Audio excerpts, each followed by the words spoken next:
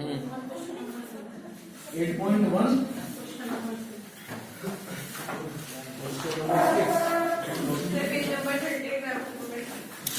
बस पूछते रहो 1 बाय 1। पहले मैं देख लूं। क्वेश्चन 6 पूछा है, पेज नंबर है 181, चैप्टर है टिग्नोमेट्री और क्वेश्चन नंबर है 6। देखो 8.1 में 2 क्वेश्चन प्रॉब्लम करेंगे आपको। तो क्वेश्चन नंबर जो ये 6 है ये, और 6 के बाद क्वेश्चन नंबर 10। ये 2 क्वेश्चन है जो प्रॉब्लम करते हैं। क्वेश्चन नंबर 6 ये एग्जाम्पल नंबर 2 की तरह से है, और क्वेश्चन नंबर 10 ये एग्जाम्पल 5 की तरह से है। ठीक है, चलिए खैर हमने लास्ट वीडियो में एग्जाम्पल 2 डिस्कस किया था। ठीक है, अभी कर लेते हैं question number 6 discuss. Question number 6 को आप ध्यान से पढ़ें, page number 181, exercise 8.1। And question number 6 is if angle A and angle B are acute angles. उन्होंने ये बोल दिया है कि भाई एंगल ए और बी दोनों के दोनों अपने आप में एक्यूट एंगल हैं, सच दैट इस तरह से हैं कि cos A and cos B दोनों इक्वल हैं। ये बात वो खुद अपनी तरफ से दे रही हैं। It is given in the question. Then so that means prove करेंगे आप कि वो एंगल ए और एंगल बी अपने आप में इक्वल भी हैं। Means angle A and angle B दोनों इक्वल हैं। ये आपको प्रूव करना है क्वेश्चन में। तो हम यहां पे क्या करेंगे, 2 ट्रायंगल लेंगे अलग अलग, जिसमें एक में लेंगे एंगल ए, दूसरे में लेंगे एंगल बी। ठीक है, तो चलिए फटाफट, जैसे कि हमने एग्जाम्पल नंबर इसमें 2 में भी हमने ये काम किया था, 2 ट्रायंगल लेके चले थे। तो जल्दी से बनाइए आप 2 ट्रायंगल। मैं मान लेता हूं कि मेरे पास में एक ट्रायंगल तो ये है, इसमें ए पी क्यू, और सेकेंड ट्रायंगल मेरे पास में है सपोज इस तरह से कि बी आर टी। ठीक है, इस तरह से मैंने ये 2 ट्रायंगल ले लिए अपने आप, और एंगल ए एंगल बी दोनों अपने आप में एक्यूट एंगल है। एक्यूट मीन्स ये दोनों अपने आप में बिलो 90 हैं। आप जानते हैं 0 से लेकर 90 तक होता है एक्यूट एंगल का मेजरमेंट। 90 पे पहुंच गए तो राइट एंगल, 90 से 180 तक ऑब्ट्यूज, 180 से आगे रिफ्लेक्स, 180 पे स्ट्रेट एंगल, और 360 पे होता है कंप्लीट एंगल।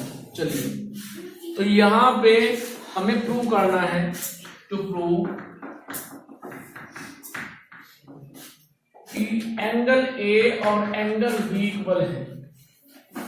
हमें प्रूव करना है।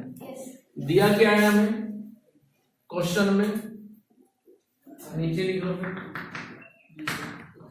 गिवन में क्या है, cos A and cos B दोनों अपने आप में इक्वल है। तो चलिए शुरुआत करेंगे फिर यहीं से।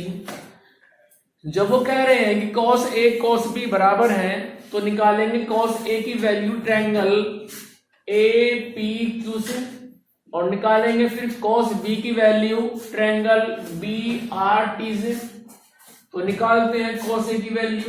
cos ए क्या होता है, ए छोड़ दो अभी, केवल cos पे करो फोकस। cos का फॉर्मूला क्या होता है, base upon hypotenuse, B upon H होता है। अब इस एंगल ए के लिए सामने परपेंडिकुलर है, ये बेस है, और ये हाइपोटेनियस फिक्स होता है 90 की वजह से। हाइपोटेनियस कभी चेंज नहीं होता है। यदि आप पोजीशन चेंज कर रहे हो, आप कभी ए ले रहे हो, cos ए निकाल रहे हो, फिर cos क्यू निकाल रहे हो, तो एंगल बदलने से सिर्फ पी और भी बदलते हैं, एच फिक्स रहता है। एंगल के सामने हमेशा पी होता है, ऐसा आप मान के चलें। तो cos के लिए फॉर्मूला होता है बी अपॉन एच। अब इस एंगल ए के लिए जो हमने cos ए लिया है, तो सामने पी है, ये बी है, तो आ जाएगा P A upon H means Q A equals to cos B. चलिए उधर ट्रायंगल में, तो इसके सामने P है, ये B है, ये H है, तो बनेगा R B upon T B. तो इस तरह से ये मेरे पास में रेशियो आ गया अब इसी रेशियो को मैं चेंज करके थोड़ा ऐसे लिख सकता हूं कि P A upon R B equals to Q A upon T B. देख लीजिए सेम वैल्यू मिलेगी। जब आप क्रॉस मल्टीप्लाई करेंगे इन दोनों को तो जो आंसर यहां से मिल रहा है वही यहां से मिल जाएगा, सिर्फ मैंने उनकी जो पोजीशन है वो चेंज की है। आर बी और क्यू को मैंने रिप्लेस कर दिया आपस में, क्यू यहाँ पे चला गया, आर बी इधर आ गया। इसको मान लो आप इक्वल्स टू के और फर्स्ट इक्वेशन। के मैंने क्यों लिया है? क्योंकि दो रेशियो अपने आप में इक्वल शो कर रहे हैं कि हम इक्वल हैं। इट मीन्स वहां पे एक सर्टेन वैल्यू तो रही होगी 1/2 या 2 जो आपस में उनकी आ रही होगी। भाई P A upon R B की value Q A upon T B के बराबर है, तो मान लेते हैं कि जो रेशियो की वैल्यू है वो अपने आप में के है। ठीक है, अब इसमें आगे की जो प्लानिंग होगी जरा वो सुनो, क्योंकि मुझे तो एंगल ए और एंगल बी बराबर करने हैं। और एंगल ए और एंगल बी बराबर हो जाएगा यदि ये दो ट्रायंगल आप सिमिलर प्रूव कर दें। अब सिमिलर प्रूव करने के लिए हमारे पास में होते हैं दो क्राइटेरिया। या तो आप कोरस्पॉन्डिंग साइड का रेशियो बराबर दिखाओ, मीन्स आप दिखाओ कि भाई A P upon R B equals to P Q upon R T equals to Q A upon T B. ठीक है, सेकेंड ऑप्शन क्या है सिमिलर प्रूव करने के लिए? सेकेंड ऑप्शन है कि आप इन दोनों ट्रायंगल के कोई दो एंगल बराबर प्रूव कर दें। अब इन दो ट्रायंगल में मुझे केवल एंगल एक तो मिल रहा है जो 90 है। ए पी क्यू में P 90 है, बी आर टी में एंगल R 90 है, दूसरा मिलता नहीं है, इसलिए हमने वास्तव छोड़ दिया। अब हम चलेंगे कि कोरस्पॉन्डिंग साइड का जो रेशियो है वो बराबर दिखाएंगे। अब बराबर दिखाने के चक्कर में हम यहां तक आ गए, means P A upon R B equals to हो गया Q A upon T B. ठीक है, तो साइड हमारे पास में रह गई अब दो बची हुई। तो अभी हमने यहां पे दिखा दिया कि P A upon R B का जो रेशियो है वो बराबर है Q A upon T B, लेकिन हमने दो साइड का जिक्र नहीं किया, वो दोनों साइड ये हैं। तो यदि किसी तरह से हम ये प्रूव कर दें कि P Q upon R T equals to K, और के के बराबर ये दोनों पहले से ही हैं, तो तब 3 हो जाएंगे। अभी तो 2 हैं, फिर 3 हो जाएंगे। ठीक है, तो हमें अब हमारा जो मोटिव है यहां तक तो हम आ गए। अब हमारा इससे आगे जो मोटिव रहेगा वो ये रहेगा कि P Q upon R T को हम के बराबर लेकर के आए, जिससे हम ये बोल सके कि P Q upon R T भी इन दोनों के बराबर है, फिर 2 से 3 हो जाएंगे, हेंस प्रूव्ड। ठीक है, चलिए तो अब पी क्यू और आर टी को निकालिए आप। कैसे? With the help of Pythagoras. जब ट्रायंगल ए पी क्यू में चलेंगे तो यहां पे लिख सकते हैं हम, तो अभी जरा ध्यान देना बात पे, ए पी क्यू ट्रायंगल में लिख सकते हैं कि A Q power 2 means H square equals to P square, P is P Q and B is P A. तो यहां से आप निकालिए क्यूपी, क्योंकि हमें क्यूपी चाहिए। ठीक है, इसे निकालो आप, कितना आएगा यहां से, तो ये आ जाएगा P Q square equals to, इसको रखिए इधर ही, इसको इधर लाओ, तो बनेगा A Q power 2 minus P A power 2। इसको मान लीजिए आप सेकेंड, क्योंकि फर्स्ट तो उसको मान चुके हैं। इसके बाद यहां से पी क्यू निकालिए, हमें पी क्यू चाहिए। So under root of a q power 2 minus p a power 2, ये हमारे पास में आ गया। सेकंड इसको ना मान के इसको मान लिया। अब चलते हैं triangle B R T.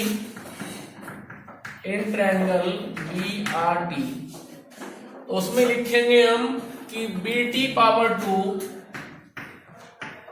Equals to R T square plus B are square. अब क्या चाहिए? आर टी चाहिए। ठीक है, तो आर टी को रखो उधर और बाकी सब ट्रांसफर कर दो इधर, तो बनेगा square of B T minus square of B are.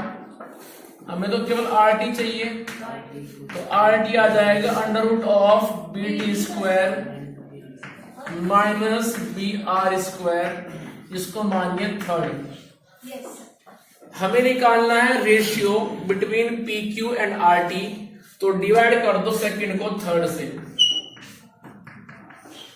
जब डिवाइड करेंगे सेकंड को थर्ड से तो मिलेगा कि P Q upon R T equals to under root of A Q square minus P A square upon under root B T square minus B are power 2। यहां तक हम पहुंच गए। अब सुनो, यहां तक आप जब आ जाओगे तो क्या करना है वो बता रहा हूं। ये P Q upon R T की जो वैल्यू आप देख रहे हो राइट हैंड साइड में, दोनों की दोनों अलग अलग है भाई। एक में तो ए क्यू और पी ए है, दूसरे में बी टी और बी आर है। तो जो इक्वेशन 1 है उसका जरा यूज करो और वहां से निकालो वैल्यू ए क्यू की और पी ए की।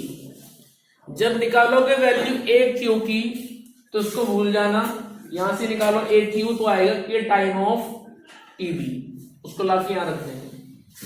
फिर वहीं से निकालिए वैल्यू पी ए की, तो जब वहां से निकालोगे वैल्यू पी ए की तो सेकंड को भूल जाना, तो पी ए आ जाएगा के टाइम ऑफ आर बी, ला करके यहां रख देंगे। ऐसा करने से जो रूट के अंदर आप देख रहे हैं अभी अलग अलग हैं, ऊपर कुछ और नीचे कुछ और, वो सेम हो जाएंगे तो कट जाएंगे, बाहर सिर्फ के बचेगा। ठीक है, तो रखो ए क्यू रखिए और पी ए रखिए, दोनों के वाले रखो वहां से निकाल करके फर्स्ट से। तो ये बनेगा under root of A Q, वहां से कितना आएगा के टाइम ऑफ टी बी, तो बनेगा K T B power 2 minus P A, वो आएगा वहां से के टाइम ऑफ आर बी, तो बनेगा k r b power 2 upon under root of B T square minus B are power 2। अब देखो यहां इसको ओपन करो, square will be distribute to the both term k as well as t B, तो ऊपर बनेगा अंडर रूट के अंदर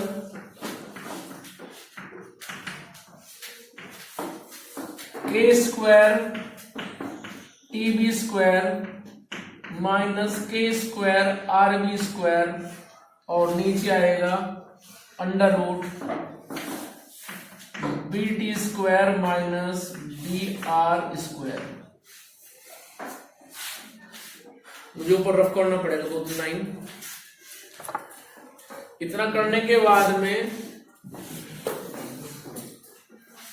हम इसको लिखेंगे, जो के स्क्वायर देख रहे हो कॉमन ले लीजिए और रूट से बाहर निकालिए, तो जब रूट से बाहर निकलेगा तो वो सिर्फ के मिलेगा हमें, और इधर चल रहा है पी क्यू और बी टी।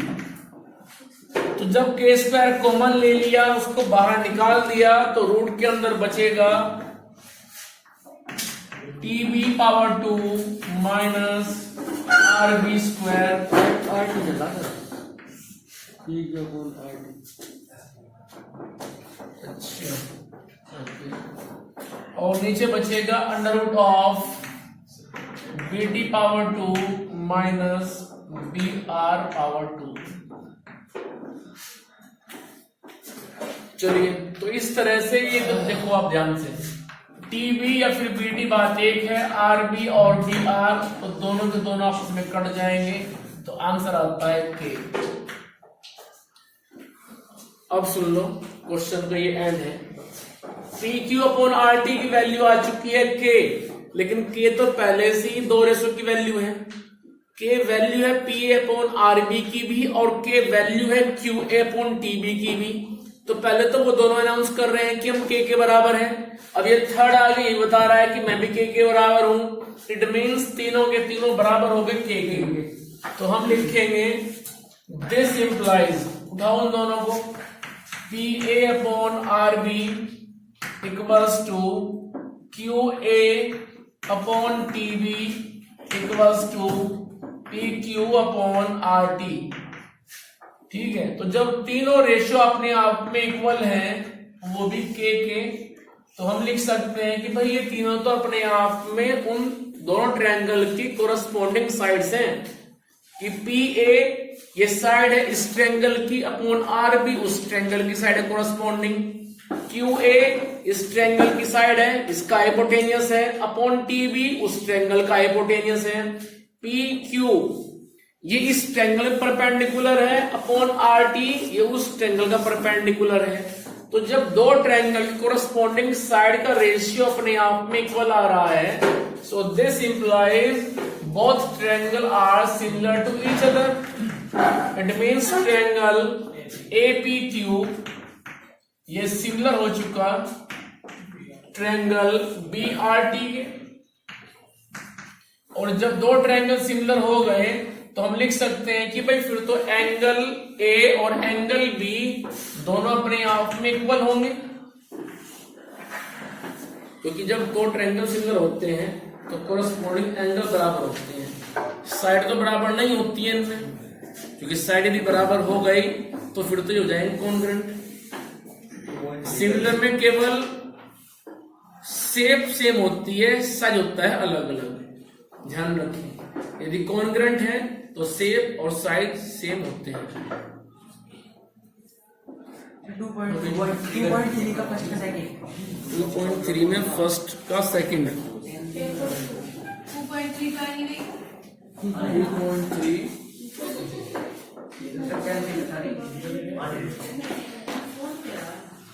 2.3 में सेकंड का फर्स्ट का सेकंड, फर्स्ट का सेकंड। ओके चलो इसको डिवाइड कर लो। हाँ 2.3 में 3। अच्छा फर्स्ट फ्लो करता हूँ।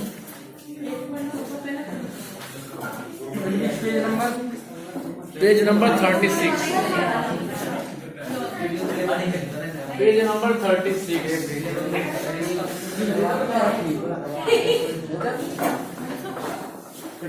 सब कुछ ये बता, कुछ घर में कर लियो,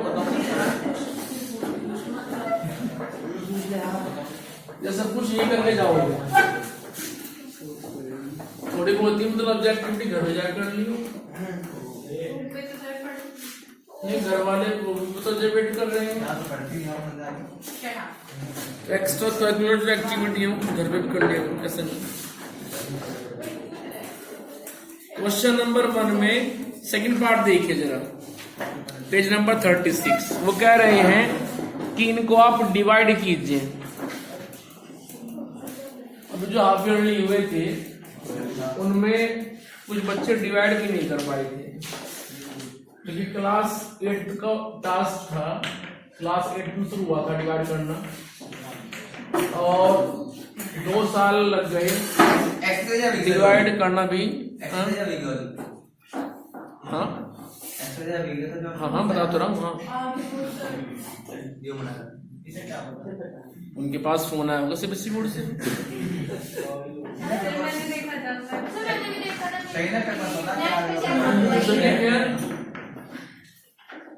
क्वेश्चन नंबर 1 में सेकंड पार्ट देखिए। एक्स दिया हुआ है power of 4 minus 3x square plus 4x plus 5, और gx दिया हुआ है x square plus 1 minus x। ये क्वेश्चन दिया हुआ है, px पता है, gx पता है, रिमाइंडर rx नहीं पता, और जो कोसेंट मिलेगा मींस qx वो नहीं पता है, उनको निकालना है। तो जब भी आप डिवाइड करें, डिवाइड करने के पहला रूल ये होता है कि जिसको डिवाइड कर रहे हैं और जिससे कर रहे हैं दोनों में पावर डिसेंडिंग ऑर्डर में होनी चाहिए, घटते होनी चाहिए, ठीक है। इंक्रीजिंग ना हो, हमेशा वो जो है डिक्रीजिंग हो, डिक्रीजिंग होनी चाहिए इस तरह से।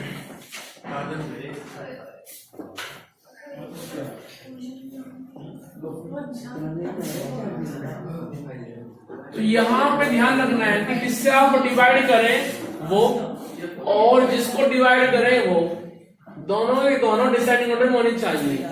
हो क्या रहा है काबिल, ये px तो डिसेंडिंग ऑर्डर में है 4 2 1 0, लेकिन ये gx नहीं है। 2 के बाद 0, फिर पावर बढ़ गई 1। तो हम इसको ऐसे भी लिख सकते हैं कि x square minus x plus 1, कोई प्रॉब्लम नहीं है। तो चलिए तो होती है gx डिवाइड करेगा px को और मिलेगा कोसेंट और बचेगा बाद में रिमाइंडर rx। इसको आप याद रखें। तो चलिए वैल्यू फिट कीजिए जरा इस फॉर्मूले में। gx मेरे पास है x square minus x plus 1, px मुझे दिया है power of x 4 minus 3x square plus 4x plus 5 और प्लस 5। अब x स्क्वायर में हमेशा चेक करना है यहाँ पे फर्स्ट टर्म क्या है और जिसको डिवाइड कर रहे हैं उसमें फर्स्ट टर्म क्या है। x स्क्वायर को हम किससे मल्टीप्लाई करें कि x की पावर 4 मिल जाए। सिर्फ देखिए आप पावर में डिफरेंस कितना है। पावर में डिफरेंस है 4 यहाँ पे 2 यहाँ पे, तो लेंगे हम यहाँ पे x स्क्वायर। मान लो थोड़ी देर के लिए यहाँ पे होता 4x की पावर 4, तो फिर हम यहाँ पे देखते 4, ठीक है। बट अभी यहाँ पे भी 1 है और यहाँ भी 1 है, तो सिर्फ ले लिया हमने x स्क्वायर, ठीक है। अब उसके बाद में इस x स्क्वायर की मल्टीप्लाई इन तीनों में करें। x square into x square power of x 4, x square into minus x बनेगा माइनस एक्स क्यूब, लेकिन यहाँ कोई x क्यूब नहीं है, तो फिर कोई बात नहीं। हम क्या करेंगे, इसको कुछ दूर पे हटा के लिखेंगे माइनस एक्स क्यूब, क्योंकि रूल होता है कि सिमिलर टर्म के नीचे आएगी सिमिलर टर्म। ऐसा ना हो कि ऊपर टर्म एक्स स्क्वायर की है और उसके नीचे आप लिख रहे हो एक्स क्यूब, ऐसा नहीं होता है। सिमिलर टर्म के नीचे आती है सिमिलर टर्म। तो एक्स क्यूब यहाँ पे नहीं था तो मैंने उसको वहां पे लिख दिया। चलिए अब मल्टीप्लाई कीजिए एक्स स्क्वायर की 1 में, तो आएगा एक्स स्क्वायर, वो मेरे पास है तो लिख देंगे उसके नीचे प्लस एक्स स्क्वायर। अब सबके साइन चेंज कर दो, माइनस माइनस प्लस। कोई उसको उधर लिखे या फिर कहीं पे भी लिखे, साइन चेंज सबके होंगे। ऐसा नहीं है कि वो टर्म उधर लास्ट में लिखी है तो आप छोड़ देंगे, ये कट जाएगा। एक्स स्क्वायर यहाँ पे 3 निगेटिव, एक्स स्क्वायर यहाँ पे 1 और निगेटिव हो गया, कितना आएंगे 2 माइनस के 4x स्क्वायर माइनस में ऐड हो गया सर। ये आप पूछ रहे हो बता रहे हो sir 4x square minus 4x और ये आ जाएगा 4x प्लस 5। अब सुनो, ये जो x क्यूब है ये रह गया, ठीक है, लेकिन रूल क्या है, रूल है कि टर्म हमेशा आएंगे डिसेंडिंग ऑर्डर में। अब ये हो गया 2 1 0, यदि यहाँ पे लिखता हूँ एक्स क्यूब को गलत हो जाएगा, उसको लिख देंगे स्टार्टिंग में, ये हो गया। पहले माइनस था अब पॉजिटिव हो गया है तो पॉजिटिव ही आएगा। नए साइन देने के बाद जो पुराने थे उनको भूल जाओगे, ये बात ध्यान रहे। अब एक्स स्क्वायर में मल्टीप्लाई करेंगे हम एक्स से तो मिलेगा हमें एक्स क्यूब। तो एक्स की मल्टीप्लाई कीजिए, पहले एक्स स्क्वायर में बनेगा एक्स क्यूब, फिर x into minus x square, x into 1 x.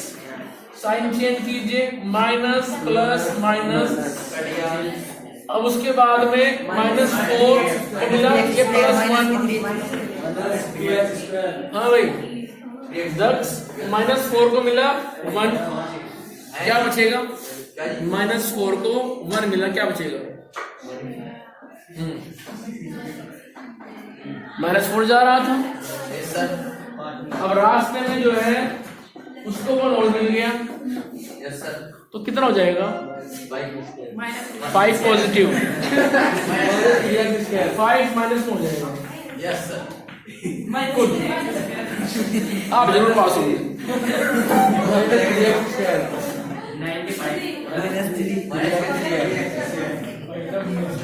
बस ऐसे ही पढ़ते रहना।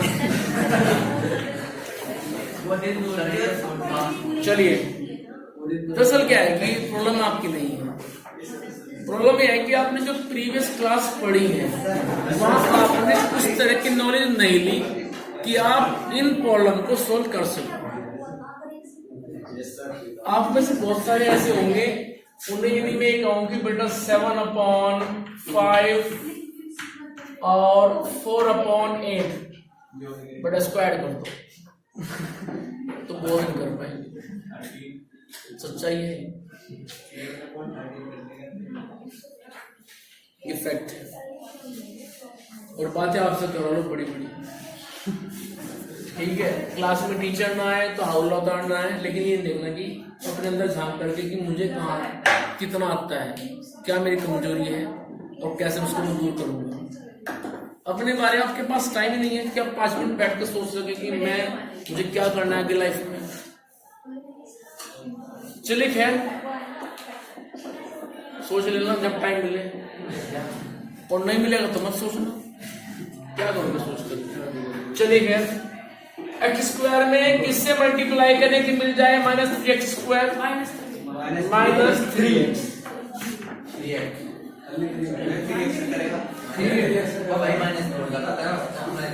आ जाएगा -3 × x², तो बनेगा -3x², -3 × -x 3x, एंड -3 और +1 -3, साइन चेंज कर दो, प्लस माइनस प्लस।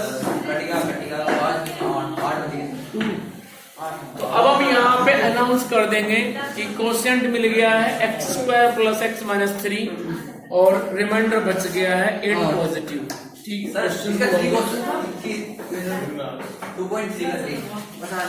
2.3 में 3।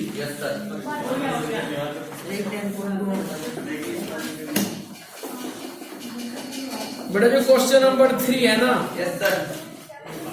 इसको हम कराएंगे तो जरूर, बट समझ में नहीं आएगा आपको, क्योंकि उसके लिए जिस तरह की नॉलेज की जरूरत है वो नॉलेज आपके पास में नहीं होगी।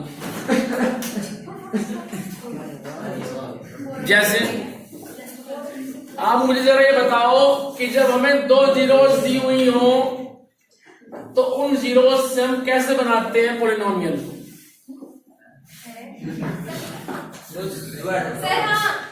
जब 2 जीरोस दी हुई हो तो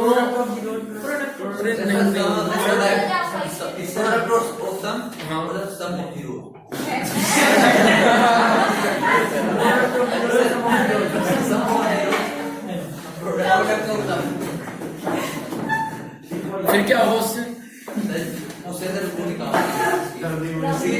अरे तुम बता रहा है, बता रहा है आप, बताओ बताओ।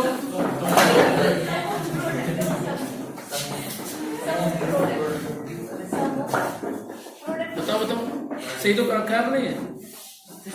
हाँ सही है, ऐसे तो होना ही है। चलो कोई बात नहीं, सीख लो, ठीक है। समझ में आ जाए तो ठीक, नहीं आए तो ठीक।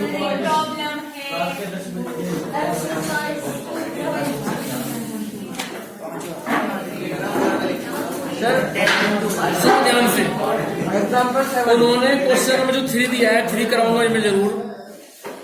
क्वेश्चन नंबर जो 3 है, इन्होंने यहाँ पे एक पॉलिनोमियल दिया है जिसकी पावर 4 है। ध्यान से देखिए आप, 3x⁴ + 6x³ - 2x² - 10x - 5। ये एक ऐसा पॉलिनोमियल है जिसकी पावर 4 दी हुई है। जब पावर 4 दी हुई है तो आंसर भी इसके 4 ही होंगे। उन्होंने दो तो आपको आंसर दे दिए, √5/3 और -√5/3, 2 दे दिए हैं, 2 आपसे पूछ रहे हैं, ठीक है। इसलिए लिखा हुआ है स्टार्टिंग में ऑब्टेन ऑल अदर जीरोस, बाकी जो बच गई हैं उनको निकालिए, ठीक है।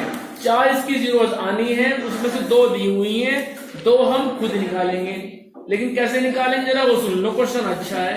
कई बार कभी वो जो है आपके बोर्ड के एग्जाम में आ जाए, और यदि ना भी आए तो नॉलेज तो ले ही लो, ठीक है। अगर कोई पूछ ले तो बता दोगे। तो सुनो ध्यान से, आपको जो 2 जीरोस दी हुई हैं आप इन दोनों का एक बार तो सम करो, एक बार इन दोनों को मल्टीप्लाई करो और निकालो वो पॉलिनोमियल जिसकी ये दो जीरोज बन सकती हैं। फिर हम क्या करेंगे, निकाल के उस क्वाड्रिक पॉलिनोमियल को डिवाइड कर देंगे हम उससे इस पावर 4 वाले पॉलिनोमियल को, तो जो बाकी दो जीरोज है वो मिल जाएंगी। ठीक है, ऐसे करना है। आओ करते हैं। उन्होंने हमें एक जीरो दी है √5/3, दूसरी दी है -√5/3। तो पहले इनका सम करेंगे, सम आएगा 0, जो कि दोनों के दोनों अपोजिट हैं एक दूसरे के। और जब करेंगे इनका प्रोडक्ट तो वो आएगा √5/3 इंटू -√5/3। तो माइनस इंटू प्लस माइनस, जब सेम की मल्टीप्लाई होगी तो 5/3 आ जाएगा। ठीक है, अब निकालेंगे इसके बाद में हम वो पॉलिनोमियल, मान लो वो px है, सॉरी gx मान लो, क्योंकि px तो दिया है क्वेश्चन में आपको। तो gx हो जाएगा, फॉर्मूला होता है k time of x² minus sum of, यानी कि alpha plus beta into x plus alpha beta. ये फॉर्मूला होता है जब हमें दो जीरोस दी हुई हो और उनसे बनाना पड़ता हो पॉलिनोमियल। ठीक है, चलिए, तो ये मेरे पास ना जाए k टाइम x², इन दोनों का जो सम आया है उसको रखो यहाँ पे 0x, दोनों की मल्टीप्लाई रखो यहाँ पे -5/3। So we have k time of x² -5/3। अब यहाँ पे 3 ले लीजिए आप एलसीएम,